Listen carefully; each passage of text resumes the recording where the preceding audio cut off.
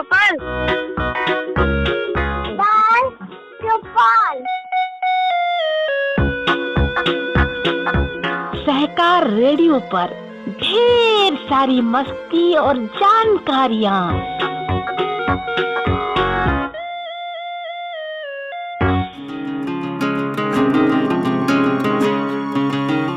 Hello बच्चों, ये है सहकार रेडियो और आप सुन रहे हैं सहकार रेडियो का कार्यक्रम बाल चौपाल, जिसे लेकर आया हूँ मैं यानी आपका साथी कौसर। उम्मीद करता हूँ आप सब अच्छे होंगे। बारिश का मौसम है। इस मौसम में डेंगू, मलेरिया और भी दूसरी तरह की बीमारियाँ फैलती हैं, तो अपना ध्यान रखिएगा, मच्छरों को जमा मत होने दीजिएगा। इस हफ्ते के बाल चौपाल का टॉपिक थोड़ा अलग है, एक वैज्ञानिक के बारे में है। निकोलस कॉपरनिकस नाम के जिस वैज्ञानिक की बात हम आज करने जा रहे हैं, उन्होंने एक ऐसी चीज़ खोजी थी जो उस समय तो नहीं मानी गई, लेकिन आज वो हमारे सारे अध्ययन का केंद्र है। उन्होंने खोजा था कि सूर्य हमारे सौर मंडल का केंद्र है। चलिए शुरू करते हैं आज का बाल चौपाल और जानते हैं इस महान वैज्ञानिक निकोलस कॉपरनिकस के बारे में। कॉपरनिकस का जन्म सन 1473 में हुआ था और उनकी मृत्यु 1543 में हुई। जब आप सुबह जल्दी उठते हैं तो सूर्य पूर्व दिशा में उदय हुआ प्रतीत होता है। शाम के समय वो पश्चिम दिशा में नीचे की ओर जाता दिखता है। क्या सूरज सच में चलता है? निश्चित रूप से देखने में कुछ ऐसा ही लगता है। जब तक निकोलस कॉपरनिकस नाम के एक पॉलिश खगोल शास्त्री ने कुछ अलग साबित नहीं किया, तब तक ज़्यादातर लोग यही सोचते थे कि पृथ्वी स्थिर है और सूरज उसके चारों ओर घूम रहा है। देखने के बाद ही हमें किसी चीज़ पर विश्वास होता है। पृथ्वी ब्रह्मांड का केंद्र है और उससे मामला सुलझ जाएगा, कम से कम लोगों ने यही सोचा। साल 1499 में जब कॉपरनिकस 26 वर्ष के थे तो वो रोम के विश्वविद्यालय में खगोल विज्ञान के प्रोफेसर बने। जानकारी के लिए बता दूं, खगोल विज्ञान का मतलब होता है ब्रह्मांड के अध्ययन का विज्ञान। वो एक बहुत बुद्धिमान युवक थे जिसने 5 अलग अलग विश्वविद्यालयों में अध्ययन किया था और वो एक शिक्षक, वकील या डॉक्टर बनने के योग्य थे। उन्होंने खगोल विज्ञान की कक्षाओं में अपने छात्रों को लगभग 1350 साल पहले टॉलेमी नाम के एक यूनानी खगोल शास्त्री द्वारा प्रतिपादित पुराने सिद्धांतों को फिर से पढ़ाना शुरू किया। पूरा ब्रह्मांड पृथ्वी के चारों ओर घूमता है, उसने छात्रों से कहा। लेकिन जब कॉपरनिकस टॉलेमी के सिद्धांत को पढ़ा रहा था, तब उसके मन में उन सिद्धांत के खिलाफ विद्रोह था। वो उनका कोई मतलब नहीं निकाल पा रहा था। टॉलेमी ने बहुत सारी चीज़ों को अस्पष्ट छोड़ दिया था, जैसे तारों की गति क्या है और वो सूर्य और चंद्रमा की गति से अलग क्यों होती है। कुछ तारे आकाश में इधर उधर भटकते क्यों प्रतीत होते हैं। क्या टॉलेमी के सिद्धांतों में कुछ गलत हो सकता है? और अगर वो गलत थे तो कॉपरनिकस उन्हें सिखाना नहीं चाहते थे। जब उन्होंने इस विषय का अध्ययन किया तो कॉपरनिकस ने पाया कि उसके पहले के कुछ बुद्धिमान चिंतकों ने भी टॉलेमी की थ्योरी पर संदेह किया था। वो लोग सोचते थे कि सूर्य ब्रह्मांड का केंद्र था, पृथ्वी नहीं। लेकिन उनमें से कोई भी पुख्ता सबूत पेश नहीं कर पाया और नतीजतन टॉलेमी के सिद्धांतों को चर्च और कॉपरनिकस के समय के अधिकांश महान विचारकों के द्वारा सही माना गया। आप एक चित्र भी इस कहानी के साथ साथ देखेंगे, जिसमें जो पहला चित्र है वो ये बताता है कि टॉलेमी जो मिस्र के एक प्रसिद्ध यूनानी खगोल शास्त्री थे, उन्होंने कैसे बताया था कि पृथ्वी ब्रह्मांड का केंद्र है और सभी चीज़ें पृथ्वी के चारों ओर घूम रही हैं। दूसरे चित्र में आप कॉपरनिकस की सूरज की प्रणाली का अध्ययन करेंगे कि कैसे कॉपरनिकस ने बताया कि सूरज सौर मंडल का केंद्र है और सारी चीज़ें उसके चारों तरफ घूम रही हैं। लेकिन हम लौटते हैं अपनी कहानी कॉपरनिकस की तरफ। क्या होगा अगर वो शक करने वाले वैज्ञानिक सही थे? क्या उससे कॉपरनिकस को परेशान करने वाले सभी प्रश्नों का उत्तर मिल जाएगा? फिर कॉपरनिकस ने अध्यापन का काम छोड़ने और खगोल विज्ञान विषय का गहराई से अध्ययन करने का फैसला किया। वो चर्च का एक पुजारी बन गया, इस उम्मीद में कि तब उसे पढ़ाई के लिए अधिक खाली समय मिल पाएगा। लेकिन उसकी बजाय वो पहले से और ज़्यादा व्यस्त हो गए। चर्च जाने का एक कारण और भी था। पुराने समय में जो लाइब्रेरियाँ हुआ करती थी वो अधिकांशतः चर्चों के अंतर्गत काम किया करती थी। वो स्वतंत्र नहीं होती थी, विश्वविद्यालय ज़्यादा थे नहीं, तो चर्च के पास अपनी लाइब्रेरी होती थी, वो किताबों को संग्रहित करते थे। इसलिए चर्च जाने का फैसले के पीछे एक कारण ये था कि उनको पढ़ने के लिए ज़्यादा समय और ज़्यादा किताबें मिल सकती हैं। कॉपरनिकस को पोलैंड के फ्राइनबर्ग के छोटे पहाड़ी गांव में गिरजाघर का प्रभारी बनाया गया। एक पुजारी के रूप में उसने चर्च की धार्मिक सेवाओं का संचालन किया। एक डॉक्टर के रूप में उसने सभी बीमार लोगों की देखभाल की। एक आविष्कारक के रूप में उसने एक बांध और एक चक्की तैयार की जो 2 मील नीचे एक नदी से गांवों के घरों में पानी लाई। उसने पॉलिश यानी पोलैंड सरकार के लिए एक नई मुद्रा प्रणाली तैयार की और साथ में चर्च को पवित्र दिनों की याद दिलाने के लिए उसने एक बहुत ही सटीक कैलेंडर बनाया। ये सभी गतिविधियां अधिकांश लोगों के लिए पूर्णकालिक नौकरी होती हैं, लेकिन अद्भुत निकोलस कॉपरनिकस किसी तरह अपने पसंदीदा विषय खगोल विज्ञान के लिए समय निकालने में सफल रहा।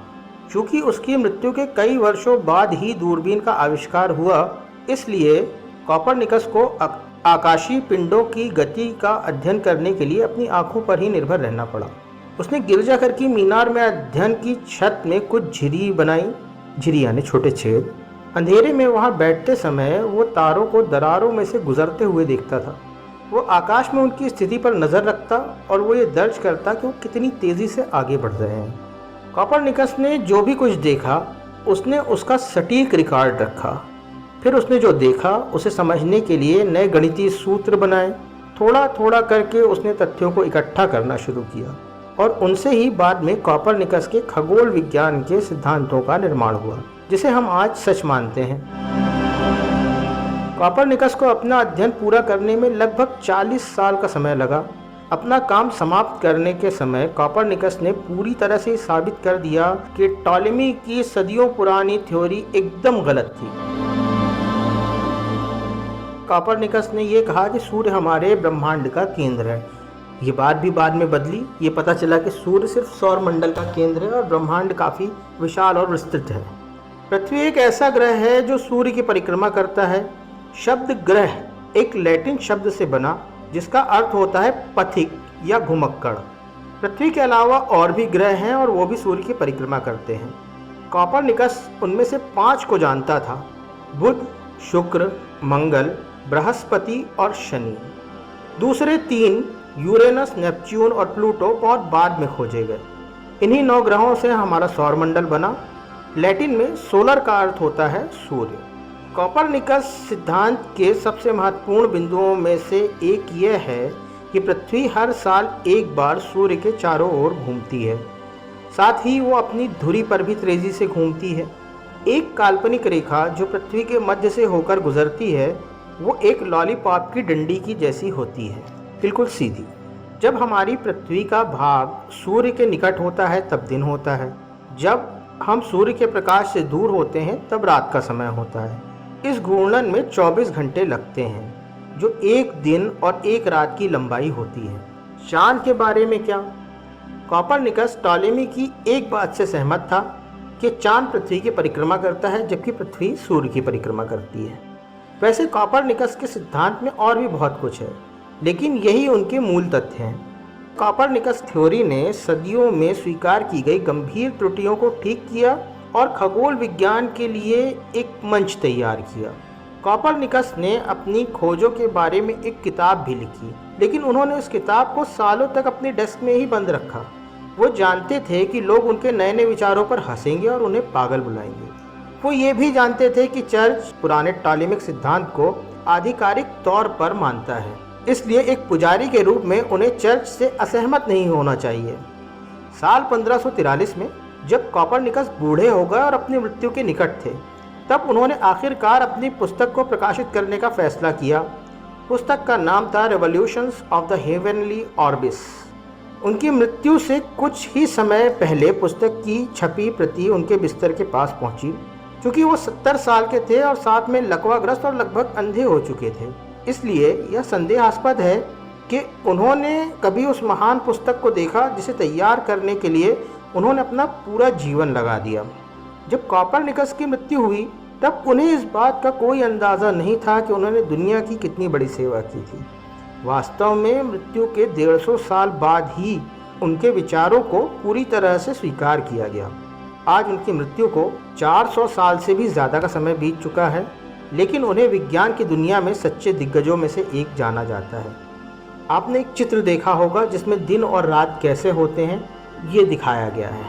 आपकी जानकारी के लिए मैं ये भी बताता चलूँ कि कॉपरनिकस के बाद बहुत सारी खोजें हुई खगोल शास्त्र को लेकर के, जिनमें से कुछ खोजों के बारे में मैं आपको बता देता हूं, जिन्होंने बाद में कॉपरनिकस के सिद्धांत में और नई चीज़ें जोड़ी और उनको और सही किया। जैसे सूर्य सिर्फ सौर मंडल का केंद्र है, पूरे ब्रह्मांड का नहीं। ये पहला तथ्य था। दूसरा तथ्य ये है कि हमारा पूरा सौर मंडल हमारी आकाशगंगा के केंद्र का चक्कर लगाता है। हमारी आकाशगंगा ब्रह्मांड के चक्कर लगाती है। इस तरीके से हर चीज़ घूम रही है। एक तो वो अपनी धुरी पे घूम रही है और दूसरा वो किसी न किसी केंद्र के चारों तरफ उसके गुरुत्वाकर्षण में बंधी घूम रही है। तो बच्चों, ये थी आज की कहानी जो थी कॉपरनिकस के बारे में। आपको ये कहानी कैसी लगी कमेंट करके हमें ज़रूर बताइएगा। अधिक जानकारी के लिए हमारी वेबसाइट www.sahakarradio.com देखें। तो बच्चों, ऐसे ही किसी और रोचक कार्यक्रम के साथ फिर मिलेंगे। तब तक मुझे यानी कौसर को दीजिए अनुमति। अपना ध्यान रखिएगा, खुश रहिएगा। मिलते हैं अगले एपिसोड में। तब तक के लिए बाय।